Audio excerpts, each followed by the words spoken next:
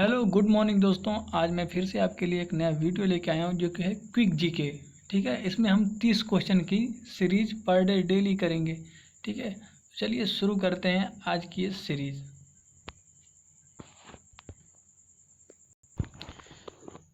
इस सीरीज में एक तरफ रहेगा प्रश्न, दूसरी तरफ रहेगा उसका आंसर। ठीक है, चलिए शुरू करते हैं।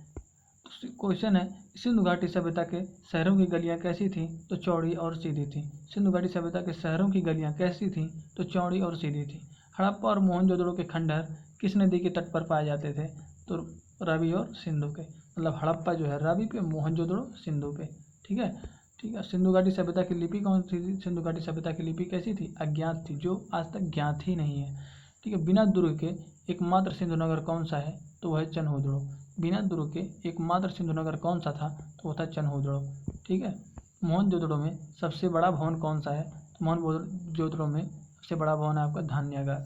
ठीक है, विशाल स्नानागार या ग्रेट बाथ कहाँ पे मिला था? तो मोहनजोदड़ो में मिला था। ठीक है, अब कहते हैं सिंधु घाटी सभ्यता के लोगों की एक महत्वपूर्ण रचना निम्नलिखित में कौन सी मूर्ति थी? तो नृत्य करती हुई बालिका। ठीक है, नृत्य करती हुई बालिका की मूर्ति। देवी माता की पूजा किसे संबंधित थी?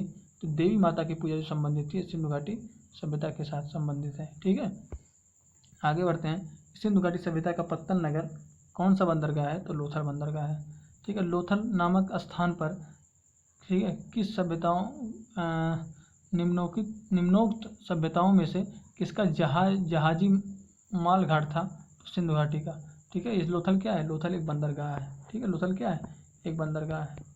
ठीक, आगे बढ़ते हैं। सिंधु अर्थव्यवस्था की ताकत क्या थी? सिंधु अर्थव्यवस्था की ताकत थी आपकी कृषि।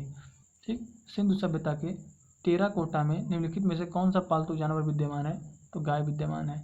देवी माता की पूजा संबंधित थी, देवी माता की पूजा भी संबंधित थी सिंधु घाटी सभ्यता के साथ। ठीक, वैदिक कार्यों का मुख्य भोजन क्या था? तो वैदिक कार्यों का मुख्य भोजन था आपका दूध और इसके उत्पाद। ठीक है, निम्नलिखित में से कौन सा अन्न मनुष्य द्वारा सबसे पहले प्रयोग होने वालों में से था? तो यह है आपका जौ। और इसी को पुरातन काल में, प्राचीन काल में क्या कहा जाता था? इसको पुरातन काल में कहा जाता था यौ। ठीक है, निम्नलिखित में से कौन सा अन्न मनुष्य द्वारा सबसे पहले प्रयोग होने वाले में से था? तो वो था आपका जौ। ठीक है, या फिर यौ। वैदिक लोगों द्वारा किस धातु का प्रयोग सबसे पहले किया गया? तो तांबे का प्रयोग सबसे पहले किया गया। वेद शब्द का अर्थ क्या होता है? तो वेद शब्द का अर्थ होता है आपका ज्ञान। ठीक, आर्य पूर्वों के साथ अपने संघर्षों में सफल रहे क्योंकि उन्होंने घोड़ों द्वारा चलाए जा रहे रथों का प्रयोग किया था। ठीक है, आरंभिक वैदिक काल में पूर्ण व्यवस्था किस पर आधारित थी? तो आपकी आधारित थी व्यवसाय पर। ठीक है, आर्यों को एक जाति कहने वाला प्रथम यूरोपियन कौन था? तो मैक्स मूलर था। आर्यों को एक जाति कहने वाला प्रथम यूरोपियन कौन था? तो मैक्स मूलर था। ठीक, आर्यन प्रजातियों की प्राचीनतम बस्ती कहाँ है?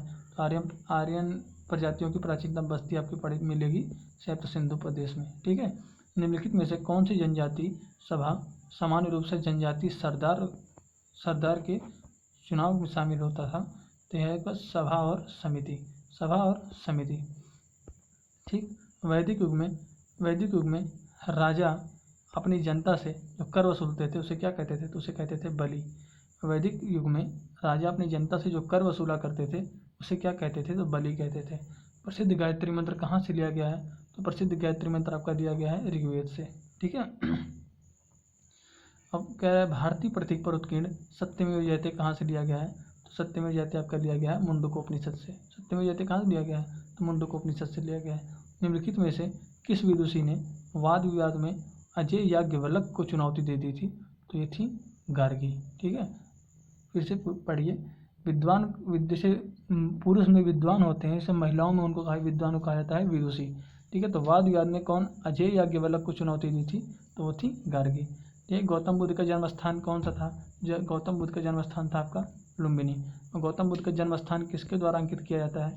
तो गौतम बुद्ध का जन्म स्थान अंकित किया जाता है अशोक मौर्य का रुमिंदेय स्तंभ। अच्छा, और क्वेश्चन है 29वां क्वेश्चन है, बुद्ध किस वंश से संबंधित थे? तो बुद्ध संबंधित थे आपके शाक्य वंश से।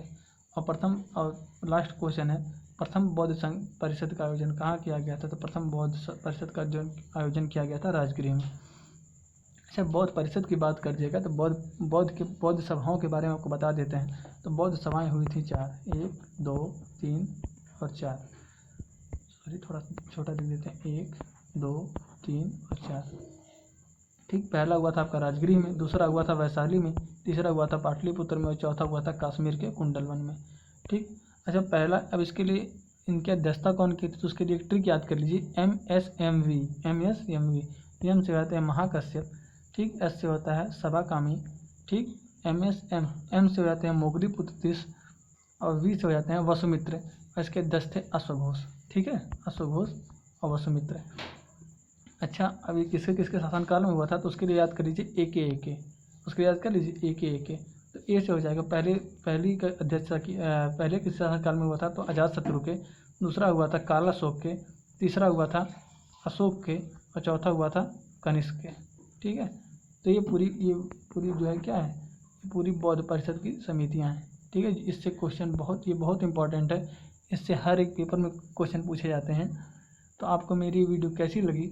अगर आपको अच्छी लगती है तो आप मेरा वीडियो लाइक करिए, शेयर करिए, सब्सक्राइब करिए। मिलते हैं नेक्स्ट वीडियो में। Bye bye.